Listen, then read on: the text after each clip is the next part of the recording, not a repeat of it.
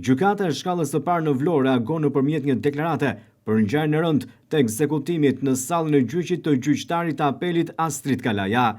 Trupa gjyqësore e gjykatës së shkallës së parë të jurisdiksionit të përgjithshëm Vlorë shpreh dhimbjen e thellë për ngjarjen e rëndë që i mori jetën gjyqtarit të gjykatës së apelit të jurisdiksionit të përgjithshëm zotit Astrid Kalaja.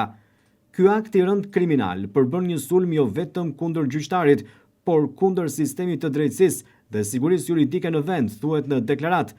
Ai vën në pak rrezikun me të cilin përballen gjyqtarët gjatë ushtrimit të detyrës, duke cënuar autoritetin dhe pavarësinë e pushtetit gjyqësor.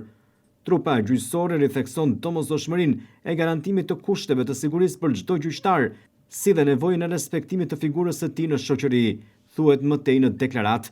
Në një shoqëri demokratike, shteti ka detyrim ligjor dhe moral për të mbrojtur jetën dhe punën e çdo gjyqtari, sepse vetëm në këtë mënyrë drejtësia mund të përmbush misionin e saj.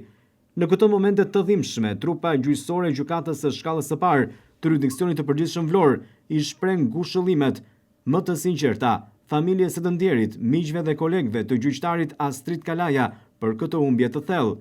Institucioni ynë angazhohet të bashkëpunojë ngushtë me organet kompetente për të garantuar sigurinë fizike të qytetarëve, administratës gjyqësore dhe të gjithë përdoruesve të gjykatës, thuhet në reagimin e gjykatës së shkallës së parë të jurisdiksionit Vlorë.